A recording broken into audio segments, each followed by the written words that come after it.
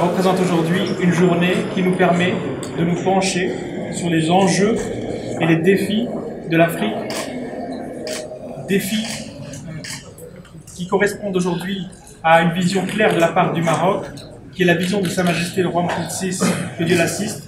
Aujourd'hui, nous nous préparons à célébrer demain, le 25 mai, la journée mondiale de l'Afrique. Cette journée, en fait, correspond au 55e anniversaire de la création de l'OUA, qui est devenue par la suite l'Union africaine. Mais au-delà de ça, il s'agit en fait de se pencher sur les enjeux et les défis que connaissent l'Afrique. C'est les partenariats qui sont insufflés par la vision de Sa Majesté le roi Mohammed VI, que Dieu l'assiste, qui est une vision claire par rapport à la coopération sud-sud et qui a déjà généré de nombreuses relations entre notre pays et le reste du continent africain. Le résumé que je peux porter, c'est d'abord un sentiment de joie, un sentiment de fierté, de savoir que non seulement l'exécutif s'occupe de la traduction dans les faits, le renforcement des relations diplomatiques du Maroc avec tous ses frères du continent, mais le Parlement marocain y participe, y contribue à une très grande échelle. Donc pour nous, c'est une assurance, c'est une grande satisfaction et un espoir pour l'avenir. Donc avec le concours conjugué de l'exécutif qui est le gouvernement et des parlementaires, je suis sûr et je peux vous rassurer que notre Afrique ira de l'avant. Très bien. Quelle conception avez-vous sur le futur partenariat du Maroc avec l'Afrique? Il n'y a pas le futur partenariat. Le partenariat avec le Maroc existe déjà avant même que vous ne soyez nés, hein.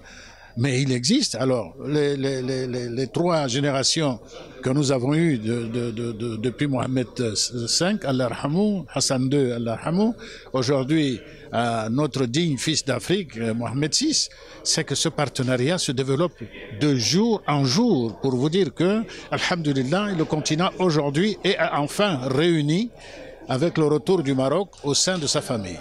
بطبيعة الحال القارة الإفريقية اليوم مؤهلة لتقوم بدور مؤثر جدا على المستوى الدولي داخل المنظمات الدولية نظرا لمؤهلاتها في مجالات مختلفة، بحيث هي خزان في مجال الفلاحي، خزان في كل ما له علاقة بالمعادن، خزان في مجال الماء.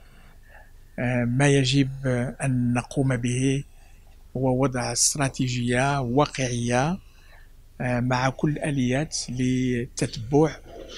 وفي هذا السياق الدبلوماسية البرلمانية المغربية جعلت من تعاون جنوب بعدا رئيسيا في كل المبادرات التي قمنا بها على المستوى الثنائي مع برلمانات وطنية وكذلك على مستوى منظمات متعددة الأطراف.